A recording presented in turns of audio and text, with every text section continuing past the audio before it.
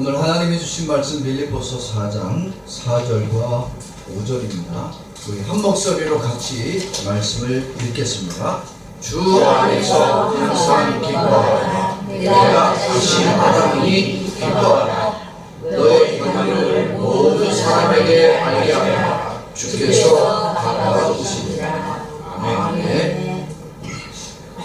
할렐루야. 우리 1층에서 에어컨을 새롭게 고치고 함께 예배를 드릴 수 있게 됨을 감사합니다. 우리 악지자로 인사 나누겠습니다. 예수님의 사랑이 가득하세요. 오늘도 예수님의 사랑이 우리 동교 세수목의 모든 성도들 가운데 풍성히 가득하기를 주의 이름으로 축원합니다. 오늘 말씀 제목 따라서 합니다. 신앙인의 풍성한 삶. 신앙인의 풍성한 삶. 저는 이 동물의 왕국을 좀 자주 보는 편이에요. 동물의 왕국 방송 중에 동물의 왕국이라는 프로그램이 있는데 그게 개들 있잖아요. 짐승을 키울 때에 훈련을 합니다. 공을 탁 던져서 공을 잘 물어오면 먹이를 줍니다. 간식을 주죠. 그러면 내가 주인이 던진 공을 물어오면 주인이 나에게 간식을 주는구나. 이건 짐승도 아는 거예요. 그래서요, 주인이 던지기만 하면 언제든지 뛸 준비를 하고 있습니다. 그리고 멀리 던질지라도 뛰어가서 기쁘게 그걸 물어갖고 오는 거예요. 왜냐면 그거를 물어갖고 오면 주인이 칭찬해주고 먹을 걸 줍니다. 짐승도 자기가 누구의 마음을 기쁘게 하면, 주인의 마음을 기쁘게 하면 나에게 유익이 있다는 것을 짐승도 합니다. 기쁨이란 뭐가 없어야 되냐면 슬픔이 있으면 안 됩니다. 그래서 기쁨은 좋은 일이 되어야 하고 좋은 환경이 있어야 하고 날마다 형통하는 일이 있을 땐 기뻐할 수 있습니다. 그런데 나쁜 일만 있죠. 안 되기만 하죠. 형통한 것도 하나도 없어요. 환경도 좋지 않아. 그럴 때 기뻐하라고 하면 기뻐할 수 있다 없다? 없단 말이에요. 지금 빌립보 교회가 그런 상태입니다. 빌립보 교회를 향해서 야 너희는 좀 기뻐해라. 아무리 강조해도 빌립보 교회는 기뻐할 수 없는 상황 아닙니까? 우리가 지난주 빌립보서 4장 1절에 3절까지 말씀을 봤는데 전혀 기뻐할 수 없는 상황이란 것을 바울도 아는데 왜 바울은 기뻐하라고 합니까? 오늘 4절 말씀 다 같이 봅시다. 시작. 주 안에서 기뻐하라. 내가 다시 말하노니 기뻐하라. 아니 지금 바울이 감옥에 갇혀 있잖아요. 바울 자신도 기뻐할 수 없는 상황 아닙니까? 감옥에 갇혀 있는 사람이 기뻐할 수가 있어요. 환경이 나쁜데. 더구나 지금 빌립보 교회는 분열이 있어요. 다툼이 있어요. 분쟁이 있어요. 여기는 기뻐할 것이 아니라 교회로 오는 게 오히려 뭐예요? 스트레스예요. 교회로 오는 것이 짜증나는 일이에요. 교회만 오면 예배를 드리고 난 다음에 서로 싸워요. 이런 교회가 무슨 기뻐할 수 있는 교회가 되겠어요? 차라리 그런 교회 떠나야지. 뭐 억지로 기뻐하라고 해서 그게 기뻐한다고 기뻐할 수 있는 상황이 되겠어요? 지금 바울 당신도 감옥에 있는 상황이고 좋지도 않은 상황인데 기뻐할 수 없는 상황이고 지금 빌립보 교회도 이렇게 기뻐할 수 없는 상황을 당신도 알고 우리도 알고 뭘 기뻐하더라. 이거 뭐 억지로 기뻐할 수 있겠냐 이거예요.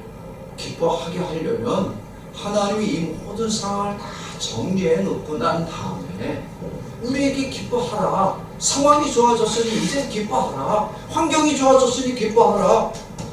그러면 우리가 얼마든지 기뻐할 수 있는데 지금 상황에서는 기뻐할 것이 아니라 교회로 오면 다툼과 분열과 싸움이고 서로가 서로를 욕하기만 합니다.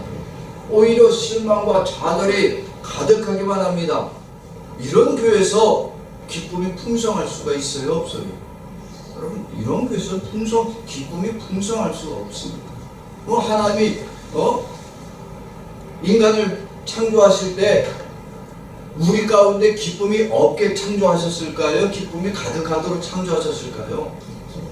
여러분, 하나님이 인간을 창조하실 때는요, 기쁨이 가득해서 그렇게 창조했어요. 하나님의 기쁨이 뭐냐?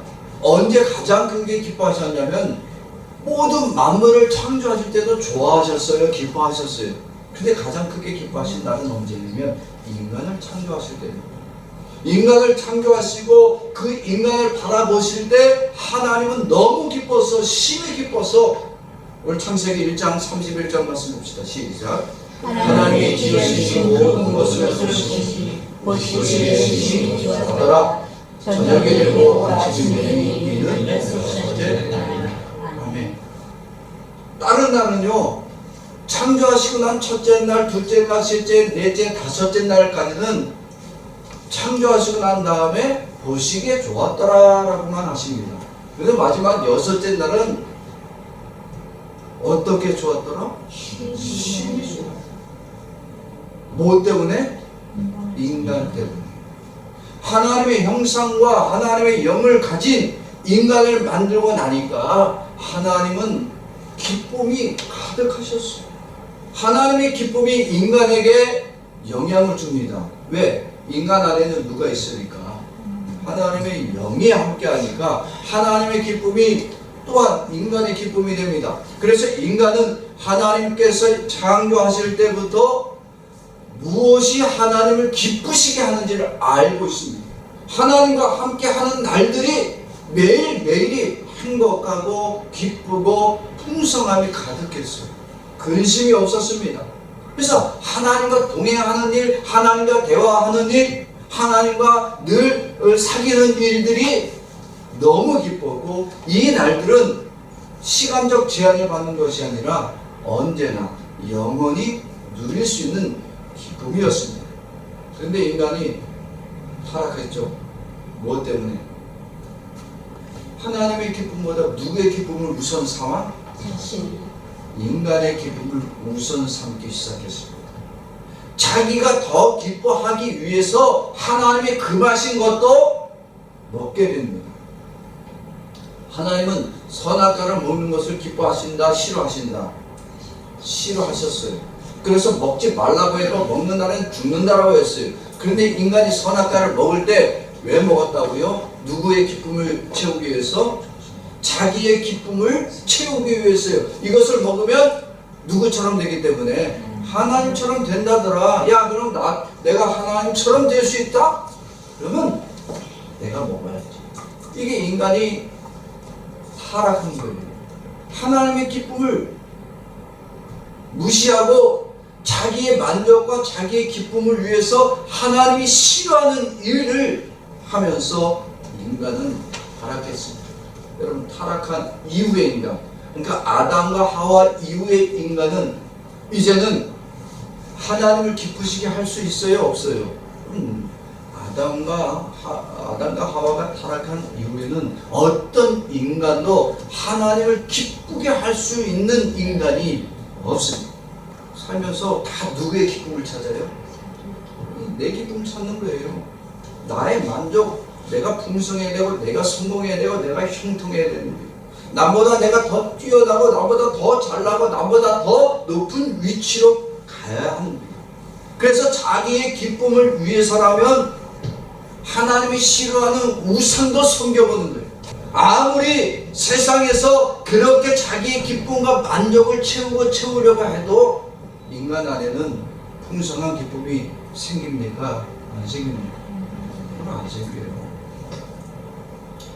한때는 방글라데시라고 하는 나라가요, 국민의 만족도, 국민의 행복도가 1위였습니다. 그 나라는 가장 가난한 나라 중에 한 나라였습니다. 그때는 다 그러고 사는 줄 알았어요. 그래서 그 나라가 그 국민들이 남들도 다 이렇게 사는 줄 알고 자기네 나라에 대한 만족도가 높았어요.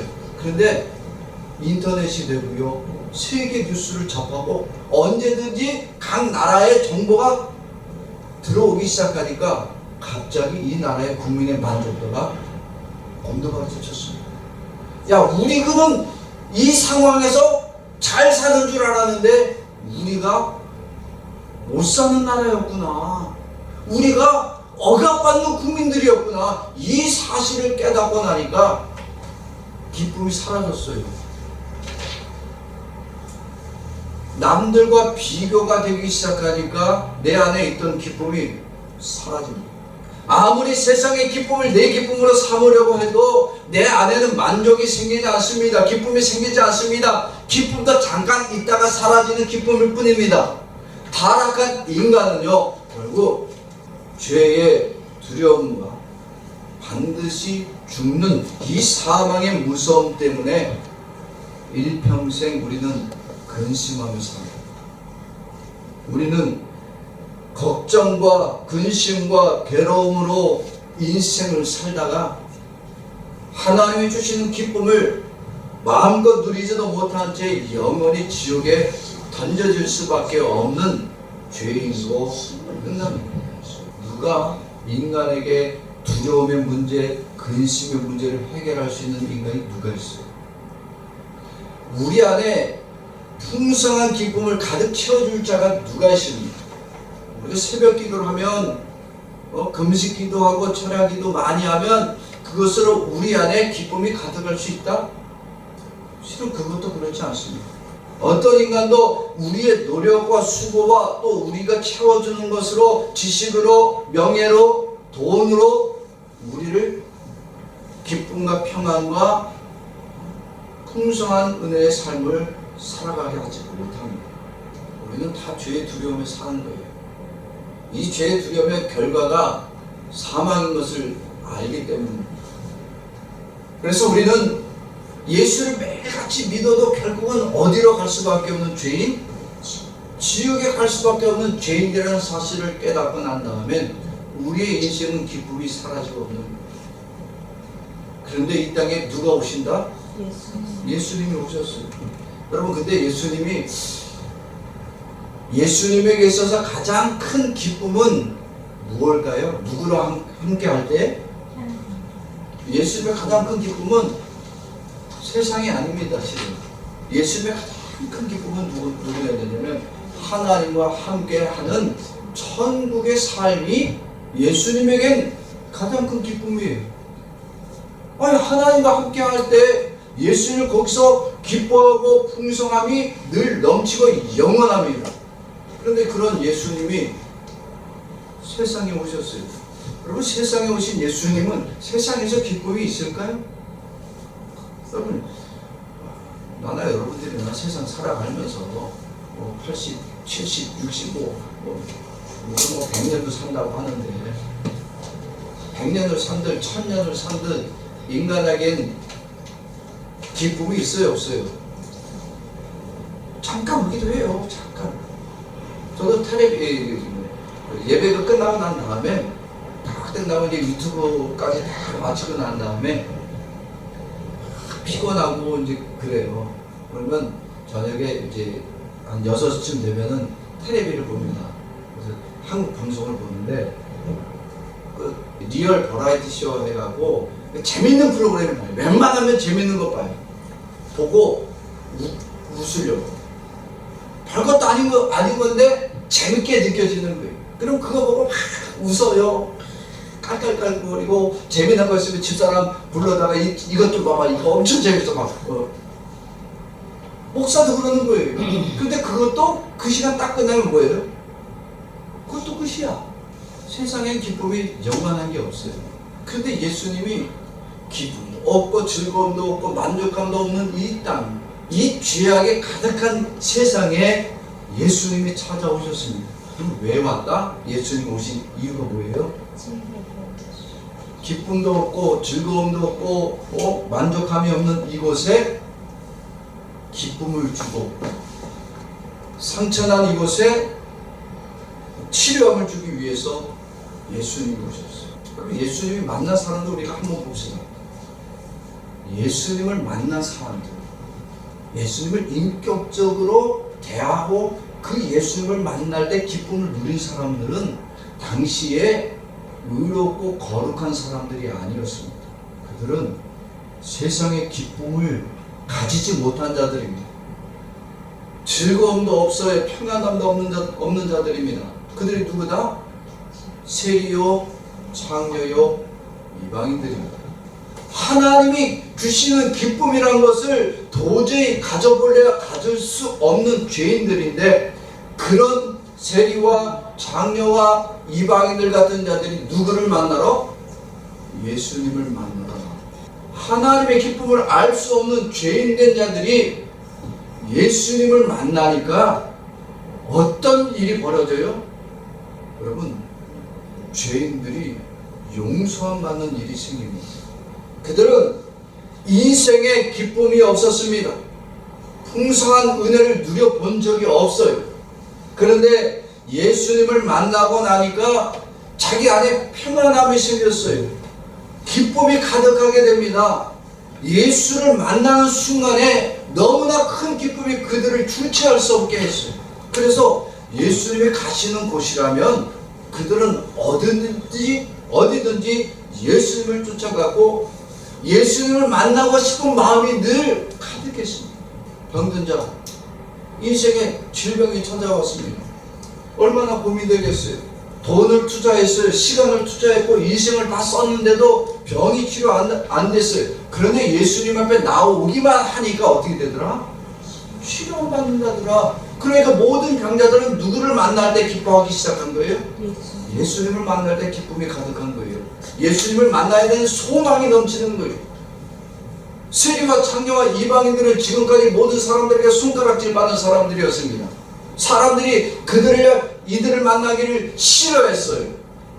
만나고 같이 대화하고 교제하는 것이 곧 죄인처럼 되는 거라고 생각했어요. 그런데 예수님은 이들이 예수님 앞에 나올 때 그들을 향해 책망하지 않았어요. 욕하지 않았어요. 그들을 향해 예수님을 만나러 온 이들을 향해 오히려 뭐라고 불러주시냐면 하나님의 백성이요, 하나님의 자녀라고 불러주었습니다. 여러분, 이러한 말을 들을 때 예수님을 사랑하지 않을 수 있겠어요? 예수님을 만나는 날이 고대가 되지 않겠어요? 예수님을 만나고 싶지 않겠어요? 그러니까 예수님 앞에 나오기를 너무너무나 기다리는 거예요. 여러분들 한 주간 세상 가운데 살다가 주일날 나올 때 이런 예수님을 만나야 되는 기쁨을 품고 나옵니까? 우리가 예수님을 만나고 예수님 앞에 예배할 때 예수님이 나를 향해 그렇게 말씀해 주시는 것에 대한 어떤 기대감을 나오고 있습니까? 이들은 말씀 듣는 것이 너무너무 기뻤어요. 자기들에게 손 한번 대주는 것이 너무너무 감사했습니다. 그래서 예수님이 광야로 가면 광야로 쫓아갔고, 다른 동네를 배 타고 갔다 하면 자기들도 거기까지 쫓아가서 예수님을 만나고 싶어했어요. 문제는 이러한 예수님의 행동과 그들을 따르는 사람들 때문에 싫어하는 사람들이 있어요. 종교 지도자들. 이들은 하나님의 기쁨을 받고 하나님의 기쁨이 가득할 사람들은 누구밖에 없다, 세상에. 자기들밖에 없어야 돼. 왜? 어렵잖아요. 날마다 성경 읽죠, 기도 생활하죠, 날마다 죄 안 지으려고 노력하고 힘쓰고 애쓰는 자들 아닙니까? 그러니까 그들은 하나님이 기쁨이 가득하게 만들어주는 자라고 여겼어요. 그러니까 하나님의 기쁨은 곧 누구에게만 필요하다? 자기 자신들, 거룩하게 살아가는 자기 자신들에게만 필요하다는 거예요. 예수님을 쫓아다닌 저 세리와 장녀와 이방인들, 가난한 자들은 하나님의 기쁨에 머물 수가 없는 죄인이라고 여겼어요. 근데 예수님은 뭐라 그래요? 죄인들을 불러주시네? 오히려 오라고 하네? 그리고 그들을 만나주시네? 아니, 죄인이라고 누구든지 알고 있는 이 죄인들을 예수님 죄인이라고 불러주지 아니하시고 오늘도 너는 하나님의 자녀라고 인정해 주시고, 그러니까 이 모습을 종교 지도자들은 예수님의 모습 속에서 하나님의 거룩한 은혜를 깨닫는 것이 아니라 오히려 그러한 예수님을 향해서 사기꾼처럼 보이는 거예요. 예수님의 모든 말은 거짓말로 여기는 거예요. 어떻게 죄인이 하나님의 자녀가 되냐? 어떻게 이방인들이 하나님의 기쁨이 그들에게 가득할 수 있느냐? 안 된다는 거예요. 근데 왜 예수님은 그러한 죄인들이 예수님께 나오면 다 용서해 주시고 사랑해 주시고 오히려 하나님의 기쁨이 풍성하도록 역사해 주실 수 있습니다. 예수님은 곧 누구기 때문에 예수님은 곧 하나님과 동등하신 분이십니다. 예수님 뭐 헌금이 많이 들어오면 뭐 예수님이 뭐 기뻐하셨다고 성경에 나와 있던가요? 예수님 한 번도 헌금에 대해서 터치한 적이 없어요. 야, 오늘 헌금 얼마나 들어왔니? 계수 좀 해보자. 한 번도 그래 본 적이 없어요. 왜? 예수님의 기쁨은 헌금에 아니었기 때문에. 수없이 많은 사람이 막 몰려올 때 그 사람들 내가 이 사람들을 통해서 영광을 얻고 명예를 얻고 이 사람들이 나의 말을 다 듣고 따르니까 얼마나 예수님은 이러한 기쁨을 기쁨으로 여기지 않았어요. 오히려 예수님은 하나님과 동등하시기 때문에 누가 기뻐하실 일을 정확히 하신다? 하나님이 기뻐하실 일이 무엇인지 정확히 하십니다. 그래서 예수님이 하시는 모든 일들은 사람을 기쁘게 하는 일이 아니라 누구를 기쁘게 하시는 일. 네, 하나님을 기쁘시게 하시는 일들을 하셨습니다. 예수님 안에 있는 그 하나님의 능력으로 예수님이 만나는 어떤 죄인도 의인되게 하시고 병자도 치료해 주시고 이방인도 하나님의 자녀라고 불러주시는 것은 그 안에 하나님의 능력이 함께하고 그 하나님의 전능성으로 그 어떤 자들도 하나님의 기쁨이 가득하도록 역사해 주실 수 있는 능력이 그 안에 있기 때문입니다. 예수님은 이렇게 이 땅에 하나님의 기쁨을 주시기 위해서 세상에 오셨습니다. 예수님이 세상에 오셔서 죄인 만나는 것으로 만족하셨으면 그것도 그리스도의 일이 아닙니다. 예수님은 이 땅에 하나님의 기쁨을 주시기 위해서 인간의 모습으로 오셨습니다. 그래서 인간의 모습으로 오시되 하나님의 기쁨을 인간들에게 주기 위해서요. 왜냐하면 인간들은 아담 이후에 타락한 이후에 어떤 인간도 어떤 행위로 어떤 삶으로도 하나님을 기쁘시게 할 수 있다 없다? 아무도 없잖아요. 아무도 없는데 예수님 자신이 인간의 모습으로 이 땅에 오셔서 모든 인간을 대표해서 하나님의 기뻐하실 일을 하시고자 하는 거예요. 왜? 예수님은 죄를 갖고 오십니까? 죄가 없이 오십니까? 죄가 없이 오셨잖아요. 타락한 인간은 어떤 행위로도 하나님을 기쁘시게 못한다니까요. 그러나 예수님은 어떤 죄가 없으시기 때문에 하나님이 기뻐하신 일을 완성하실 수 있는 분이십니다. 여러분, 하나님이 기뻐하신 일은 그럼 뭘까요? 하나님이 기뻐하시는 일, 하나님이 기쁘고 하나님이 즐거워하실 일은 뭘까요?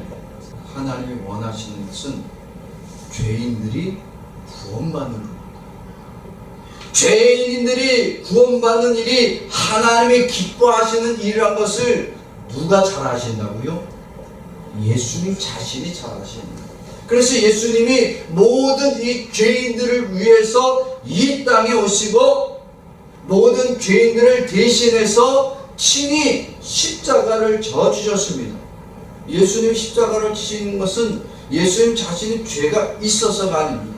바로 예수님이 하나님을 기쁘시게 하기 위해서는 반드시 이 십자가를 져야 하기 때문이고, 그 십자가 위에서 예수님 자신이 죽으심으로 모든 죄인된 우리가 하나님의 자녀가 되어짐을 정확히 아시기 때문입니다. 누가 예수님처럼 죄인을 대신해서 십자가를 지고 그 위에서 죽임을 당할 자가 누가 있습니까? 어떤 인간도요, 어떤 교주도 자기가 죽임을 당할 대신해서 교인들을 대신해서 죽임을 당할 거라면 교주자를 때려치고 말지 고난받지 않으려고 합니다. 그런데 오직 이 예수님만이 의인이 아니라 죄인을 위해서 죽으시고 그 죄인들에게 예수님의 완전한 의를 전가해 주셔서 하나님의 기쁨이 죄인된 오늘 우리들에게 충만하도록 풍성하도록 채워주실 수 있는 유일한 구원자가 바로 예수님이십니다. 예수님이 이 땅에 오셨어요. 그리고 그 예수님은 죄인된 우리에게 하나님의 기쁨을 주시기 위해서 당시에 의롭고 거룩하고 정결하게 생활했다라고 하는 종교 지도자들에게는 조롱받으셨습니다. 오히려 그런 자들에게는 예수님은 비난받았고, 유대인들은 그런 예수님을 향해 침을 뱉었고 십자가에 못 박으라고 욕했습니다. 예수님은 죄인들을 위해서 비난받고 욕을 당하시고 고난받으셔서 아무런 죄가 없음에도 불구하고 하나님의 기쁨을 우리들에게 주기 위해서 그 자신이 하나님께도 버려지고 인간들에게도 버려지고 모든 사람에게 조롱받고 저주받고 시관자가 되신 분이 바로 예수님이십니다. 예수님을 죽인 자들은 죄인이라고 말한 자들이 아니었습니다. 예수님을 죽인 자들은 바로 자기가 의롭다라고 생각하는 사람, 자기가 날마다 거룩한 삶을 살아갔다라고 말하는, 성경을 가장 많이 알고 있다고 하는 종교 지도자들. 오늘날 우리가 열심히 성경을 읽고 기도 많이 하는 것 때문에 지금도 예수를 십자가에 못 박고 있는 의인인 척하는 사람은 아닌지 우리는 돌아봐야 됩니다. 이렇게 예수님은 죄인을 위해서 자기의 모든 것을 희생해 주셨습니다. 사람들이 자기를 메시아로 인정하지 않는다 할지라도 예수님은 돌에 맞았고 침뱉음 당하였고 십자가에 못 박히고 자기의 찔리는 고통과 괴로움을 예수님은 다 당하셨어요. 이런 예수님은 이 땅에 오셔서 왜 기쁨도 없고 즐거움도 없고 감사함도 없는 이 악하고 더럽고 추악한 죄인의 땅에 왜 오셨습니까? 예수님은 이렇게 이 땅에 오셔서 하나님의 기쁨이 충만케 하기 위해서 오직 일하신 분이 예수님이십니다. 예수님은, 저는 오늘 본문을 통해서 예수님의 사역을 두 가지만 말씀드립니다. 첫 번째, 찾으시는 사역을 하셨어요. 어떤 자를 찾으셨어요? 여러분, 예수님이 찾으시는 사역은 어떤 거냐면 세상에서는 버려지고 세상에서는 외면받았고 세상에서는 기쁨이 없는 자들, 즉 죄인들을 찾으셨습니다. 예수님은 가시는 곳마다 죄인들을 가장 먼저 만나 주셨어요. 제사장 찾았고 바리새인 찾았고 의로운 자 찾지 않았어요. 그 동네를, 어느 동네를 가셨든지 간에 그 동네에서 가장 큰 죄인이라고 하는 사람 집에 들어가셨어요. 그리고 두 번째 사역이 뭐예요? 변화시키는 사역입니다.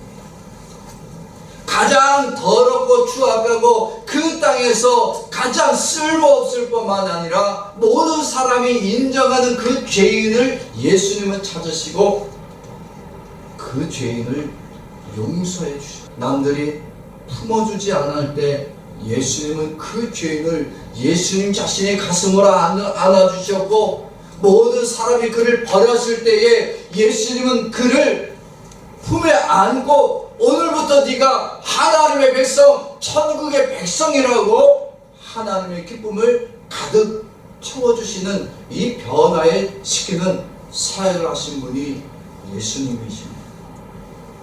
유대인들이 이런 예수님을 볼 때 불평이 많았어요. 왜냐하면 유대인들이 바라보는 시각은 죄인은 용서받을 수 있다 없다. 절대 안 됩니다. 죄는 용서를 받을 수 없어요. 아무리 죄인이 감옥에 가고 손이 잘리고 어떤 형벌을 당했을지라도 안 되는 거예요. 여러분, 유대인들이 생각하는 이 기준이 뭔지 아십니까? 죄는 용서 안 되죠. 병자는 또 어떤 줄 아세요? 병은 왜 걸린다? 하나님 앞에 죄를 지어서 하나님이 징계했으니까 병이 걸렸다라고 생각했어요. 그러니까 병자를 죄의 취급한 것 같은 거예요. 또 가난은 뭐라고 생각했어요? 여러분, 부자와 가난의 기준이 뭐예요? 이 사람들, 우리 지금 기준 말고 유대인들의 기준이 뭐냐면, 부자는 어떤 사람이 부자다? 하나님을 잘 섬겼고 하나님의 말씀대로 또 하나님의 계명을 잘 지키고 온전히 하나님의 말씀대로 인생을 살았더니 하늘의 복이, 하나님의 복이 가득해서 부자가 된 사람들. 그럼 가난한 사람들은 누구다? 하나님 앞에 거짓되게 살았고 악하게 살았고 하나님이 복 주실 만한 아무런 근거가 없기 때문에 그들은 하나님의 축복이 없다. 그러니까 가난하면 하나님의 기쁨이 있다 없다? 없다는 거예요. 여러분, 이것은 유대인들의 기준과 생각입니다. 지금도 그래요. 그래서 유대인들이 열심히 인생을 살아갑니다. 왜? 복 받으려고. 그런데 예수님은 뭐라 그래요? 예수님은 이 땅에 오셔서 남들이 다 버렸어요. 다 싫어한다고 했어요. 저주하고 욕했어요. 그런데 예수는 죄인을 만나면 뭐 하세요? 용서해 주시는 거예요. 병자들이 찾아오면 그가 세리가 됐든 장녀가 됐든 이방인이 됐든 간에 다 어떻게 했어요? 안 물어보시고 그의 병을 치료해 주시고, 가난한 자들과 예수님은 함께 기거했었어요. 왜? 예수님 자신이 가난한 동네에 사셨어요. 나사렛이라는 동네, 저는 안 가봤습니다만은 당시에 나사렛이라는 동네는 가장 못 사는 사람, 그래서 집이 아니라 땅굴, 우리로 얘기하면 한국식 기술로 얘기하면 지하방, 그런 곳에서 살았답니다. 그러니까 예수님 자신이 가난하게 사셨어요. 예수님이 만나는 죄인은 용서받고, 예수님을 만나는 병자는 치료받고, 예수님을 만나는 가난한 자들은 하나님의 아들과 함께 교제하고 음식을 나누고 생활했어요. 왜? 이제부터 예수님은 그들에게 누구의 기쁨이 가득하도록, 하나님의 기쁨이 풍성하도록 역사해 주기 위해서 세상에 오셨기 때문에, 이게 예수님의 사역의 내용이에요. 예수님이 자기의 의로움이 있고 거룩함이 가득한 자를 위해서 세상에 오신 분이 아니십니다. 그래서 예수님은 그러한 자들에게는 하나님의 기쁨이 알려지는 것을 원치 않았어요. 제사장들이나 바리새인들이 사람들을 보내서 복음을 우리들에게 좀 들려달라고 할 때 그들에게 설명하지 않습니다. 누구에게 하나님의 기쁨을 알려주는 거예요? 예수님은 자기가 죄인이라고 고백하고 예수님 앞에 나오는 모든 자들에게는 하나님의 기쁨이 무엇인지 알려줘요. 하나님이 무엇을 기뻐하시는지 가르쳐 주셨습니다. 그래서 이 죄인들이라고 고백하기만 하면 예수님은 그들에게 모든 것을 묻지도 아니하시고 따지지도 아니하시고 하나님의 기쁨을 알게 하시고 하나님의 기쁨이 풍성하게 하시고, 죄인들로 하여금 이제는 네가 하나님의 백성으로 하나님의 자녀로 천국의 풍성한 하나님의 기쁨을 누릴 자라고 축복해 주셨습니다. 이런 예수님의 풍성한 축복을, 기쁨을 얻지 못하는 자들은요, 어디서 그러면 기쁨을 찾으려고 하냐면 예수님이 주시는 것보다 자기의 의로움으로, 자기의 거룩함으로, 자기의 열심으로, 세상의 성공으로 자기의 기쁨을 찾으려고 합니다. 여러분, 이런 건 잠시 있다가 없어지는 거예요. 여러분들이 큰 돈이 생겼다고 아무리 기뻐해도 그 돈 가지고는 천국 못 들어가는 거예요. 여러분들이 돈이 많다고 해서 천국 못 들어가니까 교회에다 내란 얘기가 아니에요. 여러분들 교회에다가 돈 내라, 너희들은 천국 갈 때 그 돈 못 가져가니까 교회에다 다 내면 천국에 너희들의 집이 많이 복 받는다, 다 무슨 누구 얘기예요? 이단 얘기들이고요, 사이비 얘기입니다. 하나님은 돈을 가져오라는 얘기 한 적이 없어요. 하나님은 오히려 돈이 아니라 무엇을 가지고 오라고? 자기의 죄를 가지고 와서 회개하는 자가 되기를 원하시는 거예요. 그럼 물질은 필요 없나요? 아니에요. 물질은 있어야 돼요. 무엇을 하기 위해서? 교회를 섬기기 위해서, 복음을 위하여 사역하기 위해서는 물질이 필요한 거예요. 그래서 하나님은 아브라함에게 물질도 주셨고 이삭에게도 물질을 주셨고 야곱에게도 물질을 주신 거예요. 왜? 그들이 세상에서 하나님이 주시는 복, 그것으로 하나님의 축복됨을 알게 하기 위해서. 그러나 자기 의로움으로 자기의 거룩함으로 하나님 나에게 복을 주신다. 이 복은 영원한 복이 아니에요. 이건 천국에서 기쁨이 되어질 수가 없습니다. 그런데 예수님이 주시는 풍성한 기쁨, 이 풍성한 기쁨은 누구에게만 주어지냐면 죄인이 의인으로 변화되어질 때 죄인된 자들이 예수님의 기쁨이 풍성하게 넘칩니다. 병을 치료받은 사람은요 잠깐 기뻐합니다. 그런데 이 병의 치료는 잠깐이지만 뭐가 살면, 우리의 영이 살면 이건 영원한 기쁨이 되는 거예요. 병을 치료함마다 그래서 내 영이 살고 내 안에 하나님의 기쁨이 가득할 때에 예수님이 주시는 풍성한 기쁨이 가득한 자가 되어지는 거예요. 세상의 성공보다 천국 백성이 되는 것이 가장 큰 기쁨임을 깨닫는 자가 되어집니다. 이렇게 예수님이 주시는 풍성한 기쁨을 깨닫지 못하는 자들은요 자기가 교회에서 높은 직분을 가졌으니까 구원은 당연한 거라고 여기는 착각 속에 살아갑니다. 내가 봉사 많이 하고 헌신 많이 했으니까 하나님이 내게 복을 많이 주시겠지. 오늘 빌립보서 4장 1절에서 3절에 나와 있는 것처럼 열심히 한 사람들이 서로 뭐하고 앉았더라? 싸우고 앉았더라는 거예요. 왜? 자기가 더 많은 복을 받아야 되겠다라고 여기니까. 내가 많이 봉사한 것은 내가 복을 더 많이 받기 위해서라는 어떤 보상의 심리가 있는 거예요. 누구의 기쁨을 모르니까, 예수님을 아는, 예수님 주신 기쁨을 모르니까 다 자기 만족이고 자기 기쁨이고 자기 자랑이 되는 거예요. 이런 사람들은 아무리 자기 직분이 높고 교회 봉사 많이 해도 헌신 많이 할 수 있을지라도 예수님의 기쁨이 주시는 기쁨이 아니, 오직 예수 그리스도가 주시는 이 풍성한 기쁨에 가득한 자는 언제 기쁨을 누릴 수 있느냐? 내가 죄인이라고 고백할 때 나 같은 죄인을 구원하여 주시고 의인으로 만들어 주신 예수님의 은혜를 깨달을 때에 풍성한 기쁨이 가득한 자가 되어지는 거예요. 나 같은 죄인이 지옥에 던져져야 하는데 천국으로 이끌어받는 천국 백성이 되는 기쁨을 아는 자가 되어집니다. 그러면 주님 앞에 나올 때 감사가 되어지는 거예요. 주님 앞에 예배할 때마다 찬양이 되어지고 모든 예배가 오직 하나님께만 영광이 되어질 수 있게 되어집니다. 하나님 아버지는 창조할 때 인간을 만들면서 기뻐하셨어요. 그 인간에게 하나님의 영을 주실 때 가장 크게 기뻐하셨고 그 인간과 더불어 세상을 다스릴 때 너무너무 좋아하셨습니다. 왜? 하나님의 형상을 가졌고 하나님의 영을 주셨으니까, 하나님과 함께 영생을 누리는 자로 삼았으니까. 그러나 인간이 죄 속에 타락하면서 하나님의 기쁨이 아니라 자기를 위해서 살아, 자기의 기쁨이 더 많기를 원해. 그날부터 인간은 하나님의 기쁨이 함께하지 않습니다. 타락한 인간은 모든 인생 800년, 900년을 살아도 그 안에는 하나님의 기쁨이 없고 끔찍한 죄의 삶만 되어집니다. 아무리 인생을 1000년을 살면 뭐하냐고요. 하나님의 기쁨을 누리지도 못하고 하나님께 기쁨을 드릴 수도 없는데 그저 끔찍한 죄인으로 살다가 영원히 지옥으로 던져질 수밖에 없는 죄인들입니다. 그런데 하나님 아버지가 나와 여러분들을 이러한 끔찍하고 더럽고 추악한 죄인의 삶에서 구원하기 위해서 하나님의 긍휼을 베풀어 주십니다. 그 하나님의 긍휼하심이 곧 누구예요? 예수 그리스도.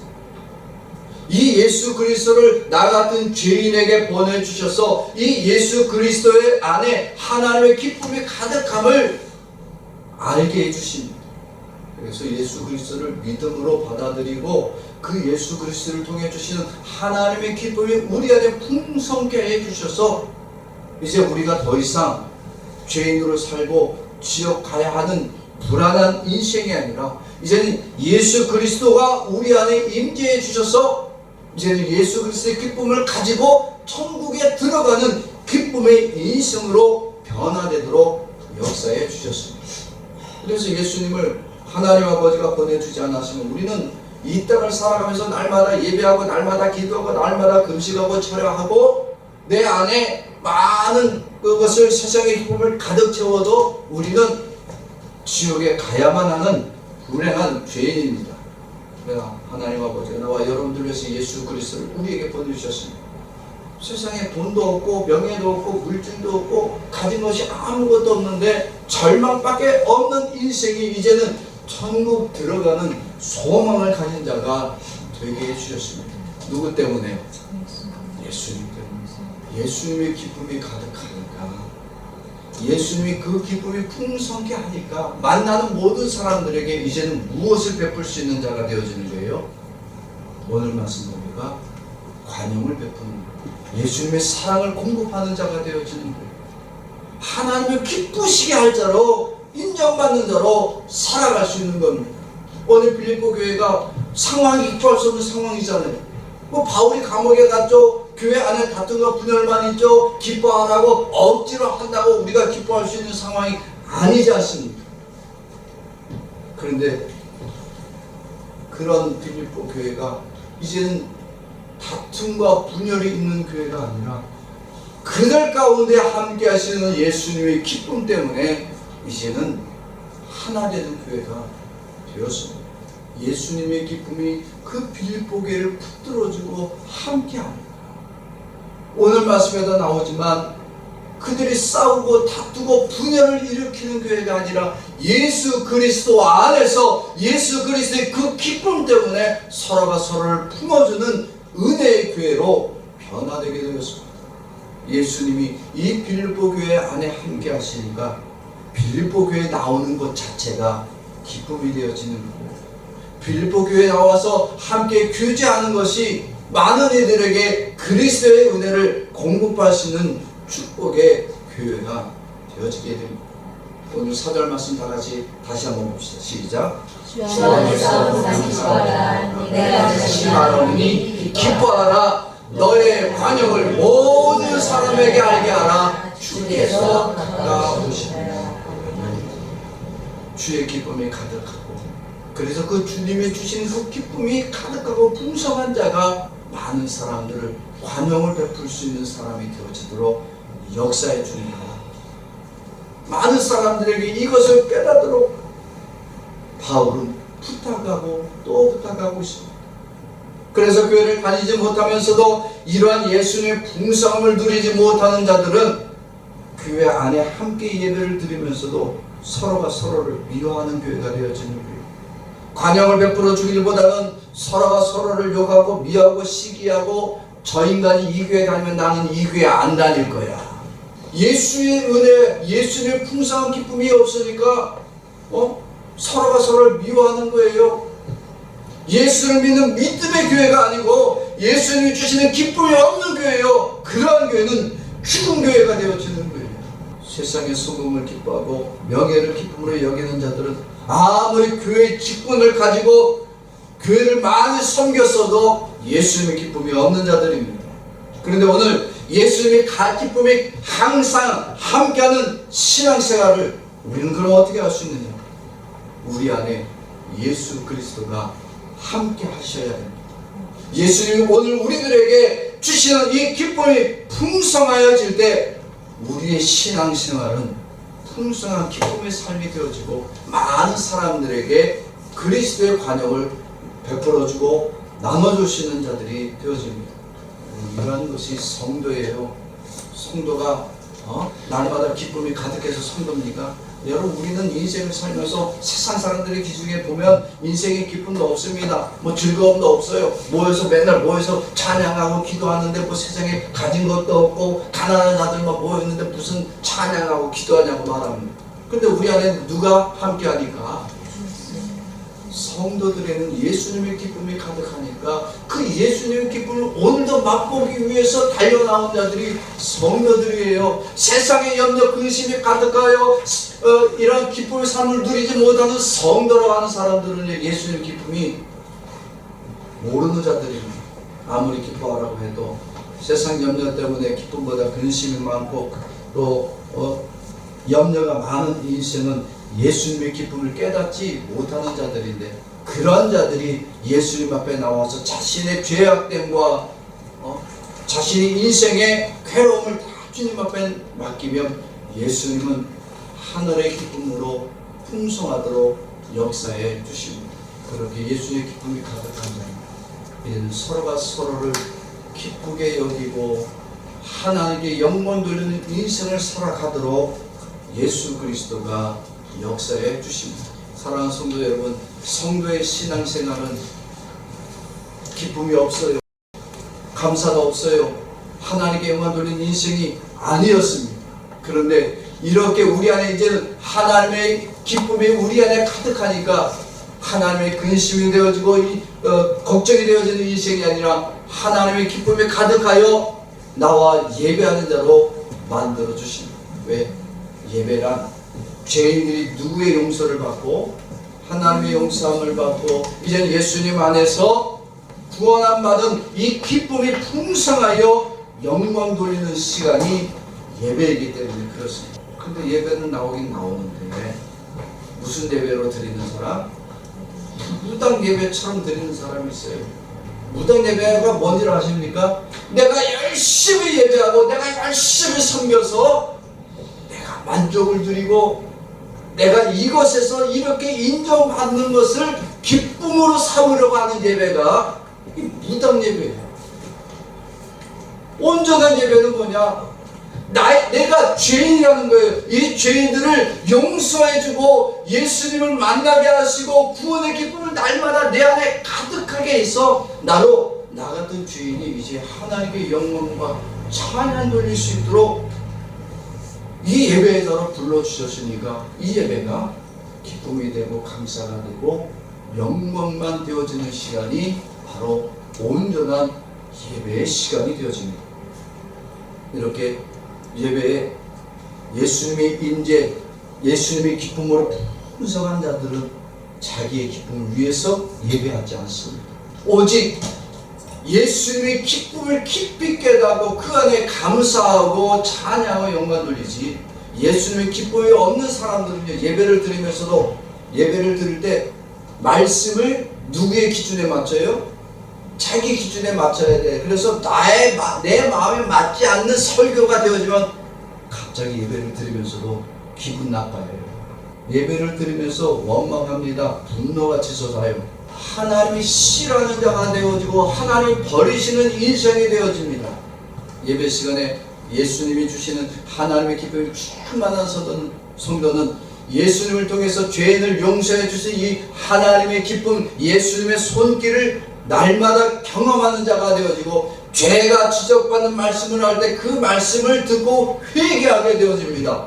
나 같은 죄인을 대신해서 예수님이 죽으셨는데 그 예수님께 오직 감사한 예배밖에 드릴 게 없어요. 그래서 구원해 주심에 감사하고 찬양하고 영광 드리는 천국 백성의 기쁨이 이 예배에 가득하게 되어집니다. 사랑하는 성도 여러분, 우리가 오늘 말씀을 듣고 우리는 무엇을 하나님 앞에 기도해야 될까요? 오늘 우리는 살아가면서 무엇 때문에 기뻐하는 신앙생활을 하고 있습니까? 진짜 우리는 이 시간에 회개해야 됩니다. 내가 예수 그리스도를 내 기쁨의 원천이라는 것을 깨닫지 못했던 나의 완악한 죄악을 회개해야 됩니다. 그리고 두 번째 감사해야 될 것은 뭐냐면 나 같은 죄인을 오늘 이 시간에 예수 그리스도가 용서해 주시고 나 같은 죄인이 지옥에 가야 하는데 나 같은 죄인을 천국으로 가는 자로 변화시켜 주시고 하늘의 기쁨, 하나님의 기쁨을 누리며 살아가는 성도의 삶으로 변화시켜 주심에 감사하는 그런 기도가 되어져야 될 줄로 믿습니다. 이렇게 우리가 회개하는 자, 그리고 주님 앞에 감사할 수 있는 그런 하나님의 백성이 되게 해달라고 결단할 수 있기를 주의 이름으로 축원합니다. 저를 따라서 하겠습니다.